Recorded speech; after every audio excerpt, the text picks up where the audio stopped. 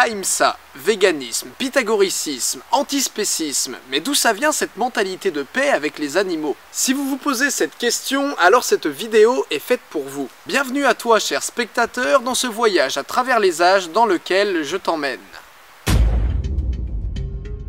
Grand débat, les premiers hominidés étaient-ils herbivores ou carnivores? Débat absolument inutile, puisqu'il existe bien sûr des tas de familles différentes dans le genre Homo, et donc aussi différentes selon leur alimentation. Les Néandertaliens adoptaient un régime plutôt carné, tandis que les Paranthropes adoptaient quant à eux un régime essentiellement végétalien. De ces dizaines de genres Homo, seul l'Homo sapiens survivra, notamment grâce à son alimentation omnivore qu'il adopta sans excès ni privation.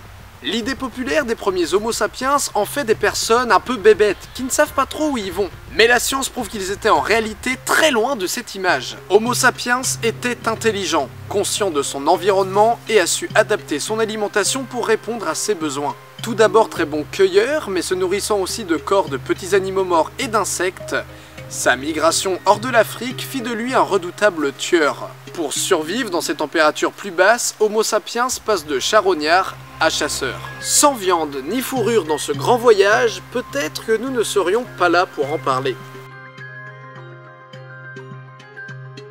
Ça y est, nous ne sommes plus nomades, du moins pour la plupart d'entre nous. La plupart des grands herbivores comme le mammouth ont disparu, à cause de l'ère glaciaire et de la chasse.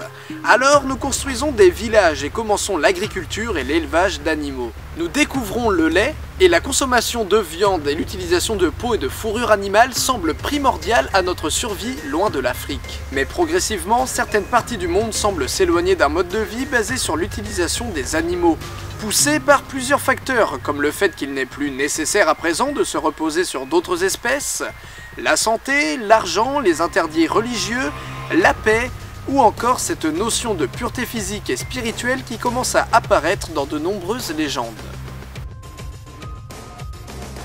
De nombreux mythes des premières civilisations nous racontent que les premiers hommes ne mangeaient pas d'animaux. Comme dans la plupart des genèses, les premiers humains étaient purs, et très vite on associa un repas non carné avec un mode de vie pur. On retrouvera bien sûr aussi cela dans l'Ancien Testament, pilier du judaïsme, du christianisme et de l'islam, dans lequel Adam et Ève ne mangent que des végétaux, et ne s'habilleront qu'avec des végétaux une fois leur nudité découverte. Dans ces mêmes religions, il aura fallu attendre le déluge pour que Noé ait l'autorisation de manger des animaux sur son arche par nécessité de survie. Ce n'est qu'après l'entrée du mal dans le cœur de l'homme et donc le péché que Dieu accorde aussi aux hommes un régime carnivore après le déluge. Mais des siècles auparavant apparaît aussi, et surtout l'hindouisme, considéré comme l'une des plus anciennes religions au monde, basée sur la non-violence universelle ou respect impérieux de tout ce qui vit. Arrive ensuite le jaïnisme qui reprendra ce pilier de l'hindouisme, et ce pilier c'est l'ahimsa.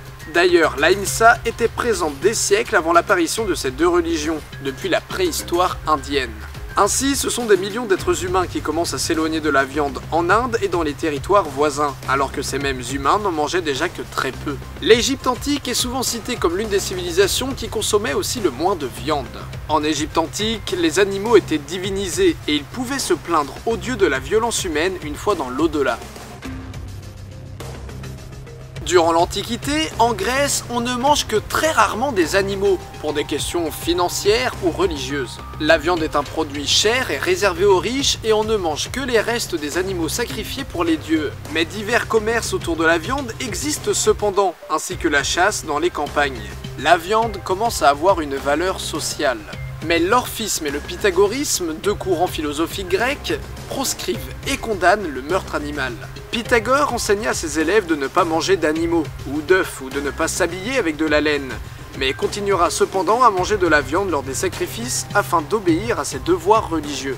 Ces deux mouvements sont basés à la fois sur la croyance des migrations des âmes, mais aussi sur l'importance de la vie, précieuse même des autres animaux.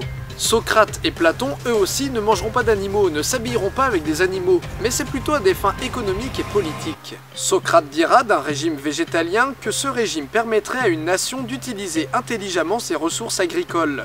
Et Platon ira même jusqu'à dire qu'une société parfaite ne devrait pas avoir à utiliser d'autres espèces. Quand il décrira l'Atlantide, il dira même que les Atlantes ne consommaient pas de viande.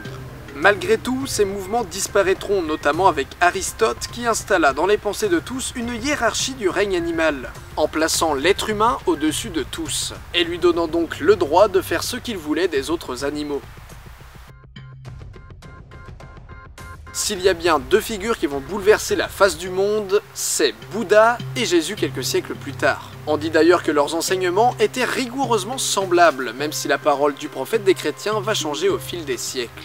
On pense que Bouddha a consolidé la paix avec les animaux dans la culture de l'Est. Bouddha fera en sorte que le sacrifice sanglant perde sa valeur rituelle et qu'il soit vu comme une violence, si ce n'est une hypocrisie. Ne pas tuer un animal, selon Gautama, nom du Bouddha historique, et simplement faire preuve de bon sens, que ce soit envers l'animal en question, soi-même ou la nature. Il arrivait cependant que Bouddha mange un animal quand il était invité par exemple, pour ne pas vexer son hôte. Bouddha dira même que nous pouvons manger un animal si l'on trouve son cadavre dans la nature, sans que l'animal ne soit donc tué par la main de l'homme. Bouddha enseignera alors cette paix avec les animaux dans l'unique intérêt de la paix et de la bienveillance, bien qu'il ne l'imposa jamais. Diverses écoles bouddhistes vont alors se former. Certaines vont vouloir adopter le régime de Bouddha et d'autres non. On notera que l'empereur Tenmu interdira durant son règne le meurtre de tout animal au Japon.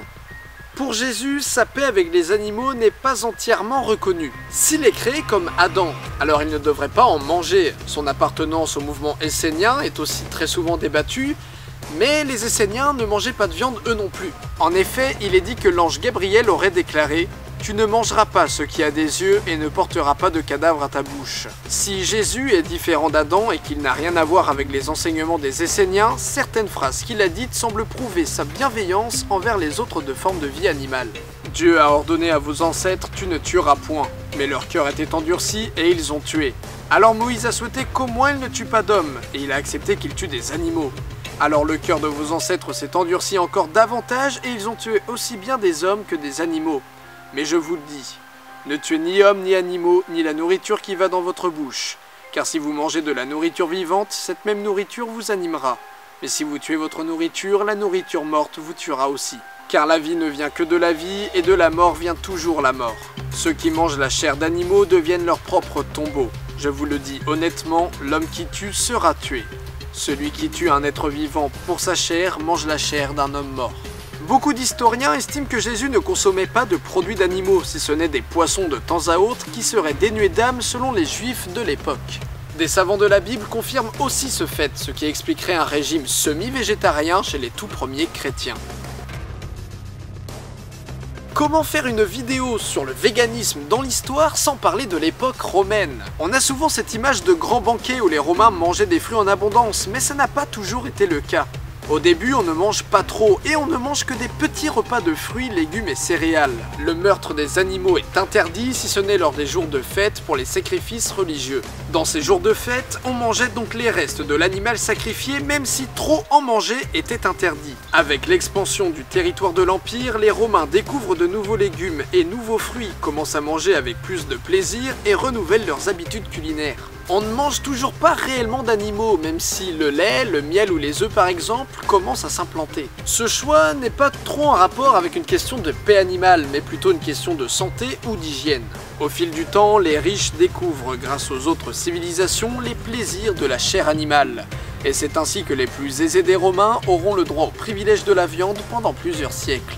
Les riches, ne voulant pas manger d'animaux par rapport à des idées étrangères de Rome, telles la paix avec les autres animaux, la réincarnation animale ou des idéaux économiques, scientifiques et politiques, se font progressivement appeler les pythagoriciens, en rapport donc avec Pythagore que l'on a vu précédemment. Le pythagorisme est donc le nom que l'on donne au mouvement vegan à cette époque. Finalement, la viande s'installe aussi dans le petit peuple. L'image la plus connue de personnes n'ayant aucune nutrition à base de produits d'animaux durant cette époque est probablement celle des gladiateurs, qui jusqu'à la fin de l'Empire romain ne mangeaient pour la grande partie que des végétaux. À l'époque, on surnommait même les gladiateurs les bouffeurs d'orge. Bon, l'histoire, vous la connaissez. L'Église arrive au pouvoir en arrivant à consolider les traditions romaines et les traditions de l'Église primitive. Ainsi, la naissance de Jésus est déplacée pour coïncider avec les Saturnales, les extraits de la Bible ne collant pas avec la mentalité du peuple sont interdits et ne seront retrouvés que des siècles plus tard sous le nom d'évangiles apocryphes. Les paroles de Jésus sur les animaux disparaissent donc durant tout le Moyen-Âge et on continue d'étendre les pensées d'Aristote et des autres scientifiques qui ont suivi son mouvement dans le monde chrétien. L'homme est à l'image de Dieu et est donc supérieur à toutes les autres formes de vie sur Terre. Il est normal et encouragé de faire des élevages et de chasser. Tous les chrétiens voulant garder la paix avec les animaux seront persécutés et exécutés. Toute personne ne voulant d'ailleurs pas manger d'animaux, de lait, de miel et d'œufs seront incompris et traités d'hérétiques. Les pythagoriciens disparaissent rapidement de l'Europe, soit exécutés, soit forcés de changer leur mode de vie. La norme d'hier était l'erreur d'aujourd'hui.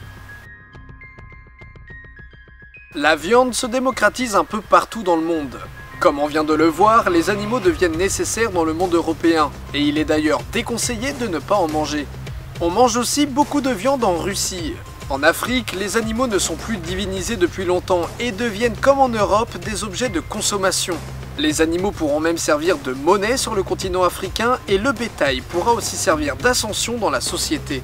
Plus un homme avait d'animaux à utiliser et plus il devenait respecté. A l'inverse, de l'autre côté de l'océan, les tribus amérindiennes comme les Mayas par exemple n'utilisaient que très peu les animaux. On dit souvent qu'avant l'arrivée des Européens en Amérique, les Amérindiens ne mangeaient pas d'animaux, ce qui est extrêmement faux. Les tribus sur le continent américain étaient essentiellement végétariennes, oui, mais il leur arrivait fréquemment de chasser. Là est toute la différence. En Amérique, on complétait les légumes et les céréales par un peu de viande. En Europe, on complétait la viande par un peu de légumes et de céréales. On note aussi un refus chez certaines civilisations amérindiennes de faire travailler leurs bêtes pour la construction de monuments. Là où le nombre de gens en paix avec les animaux est le plus nombreux reste encore l'Inde, la Chine et le Japon. Même si les nombreux brassages de population et émergence de nouvelles mentalités amèneront progressivement la cuisine des animaux aquatiques à un haut niveau. Notons aussi qu'au Japon, on ne mange aucun animal, si ce n'est justement des animaux aquatiques lors des jours de fête. Voilà pourquoi on dit souvent que samouraïs et ninjas ont toujours été véganes. Ça vient de là. Personne ne mange d'animaux au Japon. Finalement, dans la plupart des autres pays, la viande, c'est le règne animal dans son ensemble. On ne mange pas qu'uniquement des porcs, des bovins, des moutons et des volailles, mais aussi des chats et des chiens, et ce, même en Europe.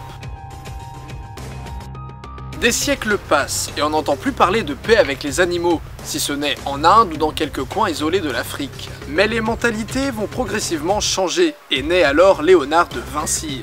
Même si son refus de manger des animaux est aujourd'hui contesté par une partie des historiens, il écrira sur l'amour que l'on devrait éprouver aux animaux non humains et qu'on pourrait se passer d'en manger. Ouais, entre Pythagore et de Vinci, il y a eu du temps de passer et tout ça pour dire la même chose.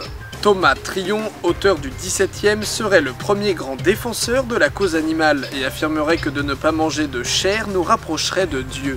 Ouais, entre les premiers chrétiens et Thomas Tryon, là encore il y a eu du temps passé et c'est encore pour dire la même chose. Isaac Newton ne mangeait pas d'animaux non plus, pour l'anecdote. Mais deux personnalités des Lumières ne voulant pas se nourrir de produits venant des animaux vont aussi jouer un rôle majeur. Ce sont Rousseau et Voltaire. La chasse est le moyen le plus sûr pour supprimer les sentiments des hommes envers les créatures qui les entourent. Voltaire. Bien que les Lumières ne s'appuyaient sur aucun fondement religieux mais uniquement moral, l'éthique animale, la Vegetarian Society est créée par des chrétiens en 1847, poussée par un nombre conséquent de personnes ne voulant pas se nourrir d'animaux. Alors en fait le mot végétarien à l'époque signifie la même chose que le mot vegan aujourd'hui, c'est un mouvement contre l'exploitation de toute espèce animale si cette exploitation n'est pas nécessaire. Dans certains pays, on arrête même de tuer les vaches ou les cochons, et dans d'autres, on arrête de manger les chats ou les chiens. De nombreuses personnes vont influencer le monde à voir les animaux d'une différente manière et des figures vont participer jusqu'à notre époque, de près ou de loin, au végétarisme. Des figures comme Cuvier, Lamartine, Darwin, Thomas Edison, Émile Zola, George Sand, Einstein ou encore Gandhi. La cause des animaux passe avant le souci de me ridiculiser. Zola. On n'a pas deux cœurs, un pour les animaux et un pour les humains, on a un cœur ou on n'en a pas. Lamartine. Ce qu'il faut aussi noter, c'est que durant toute l'époque moderne, même si la paix avec les animaux commence à s'implanter dans les esprits des uns, les abattoirs sont créés et commencent à se répandre au grand bonheur des autres.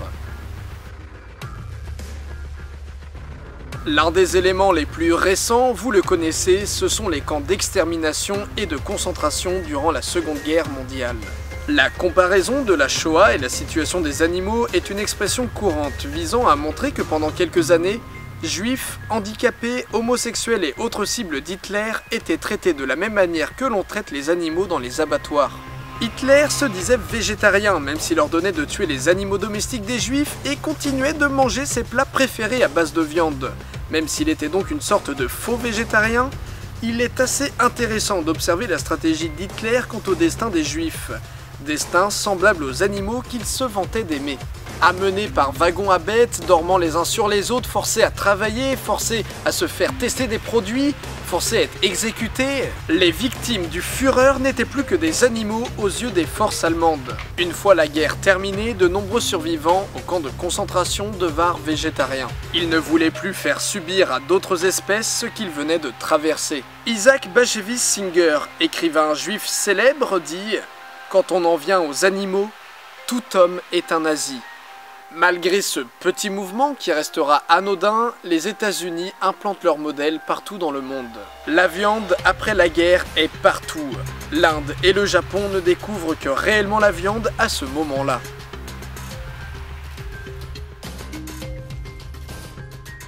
S'il reste deux mouvements qui vont perdurer jusqu'à aujourd'hui, incitant à la bienveillance avec tous les animaux, c'est bien le spiritisme et l'aïkido. Le spiritisme y joue un rôle primordial puisqu'en Europe, on commence de plus en plus à parler d'énergie, de karma, d'âme, de méditation et d'ancienne médecine. Pour être en paix dans sa vie, il faudrait faire la paix autour de nous, que ce soit avec les humains mais aussi avec les autres animaux. Manger un individu, porter sa peau ou prendre le lait destiné à ses petits accentue l'énergie négative chez une personne et serait la cause d'un mauvais karma. Le véganisme est basé sur le respect, l'amour ou la compassion qui serait à l'origine des énergies les plus élevées vibratoirement dont nous puissions faire l'expérience dans le spiritisme. Pour ce qui est de l'aïkido, l'art de la paix ne doit pas se reposer sur les armes et la force brutale pour triompher. Au lieu de cela, nous devons nous mettre en harmonie avec l'univers, maintenir la paix dans notre environnement, nourrir la vie et prévenir la mort et la destruction. Après la Seconde Guerre mondiale, tous les arts martiaux sont interdits, mais l'aïkido sera le premier à être de nouveau autorisé puisque celui-ci est en rapport direct avec la notion de paix. Le fondateur de l'aïkido, Morihei Ueshiba, avait un profond respect envers la vie de tout animal et ne comprenait pas qu'on puisse avoir l'envie de nuire à l'un d'eux.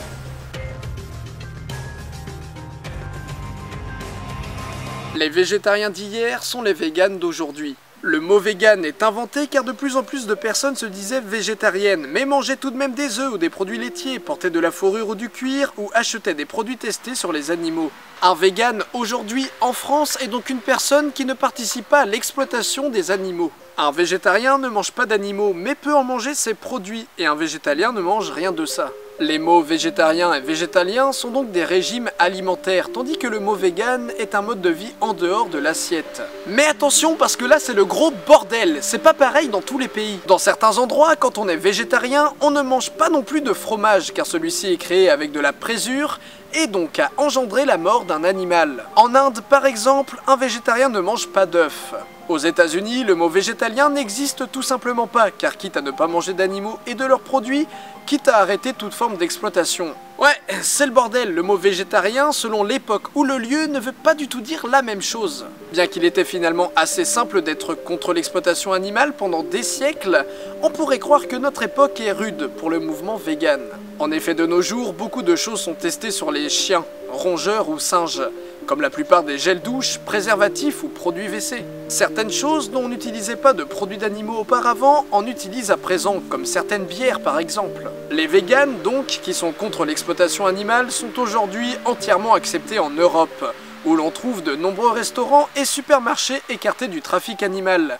Même si les véganes sont quasi absents de certains pays, comme le Portugal ou la France, pays dans lesquels le mouvement vegan est majoritairement mal vu. Pour reprendre l'exemple de la bière, quand Guinness décida de devenir vegan au même titre que l'EF par exemple, une énorme polémique éclata. Le pays ayant le plus de véganes est l'Inde, bien entendu, mais si on réunit ce mouvement avec les régimes végétariens et végétaliens, les États-Unis et l'Italie ne sont pas loin derrière. Notons tout de même que le progrès quant aux droits des animaux a fortement avancé ces dernières années. Il existe depuis des dizaines d'années des organisations pour le droit animal dans tous les pays. Beaucoup d'espèces autres que Homo sapiens commencent à être protégées. En Argentine, depuis décembre 2014, les orang-outans sont juridiquement des personnes non humaines. En 2015 en France, malgré 10 ans de polémique, l'animal non humain est désormais reconnu comme un être vivant doué de sensibilité dans le code civil et n'est plus considéré comme un bien meuble. Dans certains pays, on interdit les tests sur les animaux. Dans d'autres, on conseille aux futures générations de manger plus de produits végétaux. Certaines viandes sont même dites aussi nocives que la cigarette et de nombreuses personnes mangent à présent des imitations de viande faites avec des céréales. Mais ce mouvement de paix envers tous les animaux est-il véritablement en train de s'installer ? Certains pensent que oui, car nous y serions obligés. Une nouvelle valeur s'est ajoutée au véganisme ces dernières années, autre que la spiritualité, le respect animal ou un souci d'argent pour manger de la viande. Cette nouvelle valeur en faveur du véganisme est l'écologie. Basée sur des arguments comme la pollution engendrée par les élevages et abattoirs, les quantités d'eau utilisées ou encore les milliards d'animaux tués par an à qui on donne légumes et céréales qu'on pourrait manger directement pour avoir une meilleure répartition de la nourriture dans le monde. Au lieu de nourrir des milliards d'animaux que l'on va tuer dans l'année, nourrissons plutôt les êtres humains qui ne mangent pas à leur faim. Et oui, on touche exactement là un problème que Platon avait déjà pointé du doigt, des années auparavant, à son époque et à son échelle bien sûr. Et c'est justement pour ça qu'on pourrait se dire que finalement, rien ne changera. Mais le futur n'est pas écrit, et ce sont des gens comme toi ou comme moi qui allons le faire. Les autres animaux méritent-ils de vivre? Bien sûr, vous commencez à me connaître. Et pour moi, que ce soit un lapin, un être humain, un éléphant ou un animal inconnu vivant dans les abysses ou à l'autre bout de l'univers, je réponds oui. Je sais que certains ne seront pas d'accord, et c'est pourquoi j'adore YouTube, car tous vos avis resteront à jamais dans les commentaires de cette vidéo. J'espère que ce petit voyage dans le temps vous aura plu, que je vous ai appris des choses que j'ai su peut-être vous renseigner. Et je vous dis à la prochaine!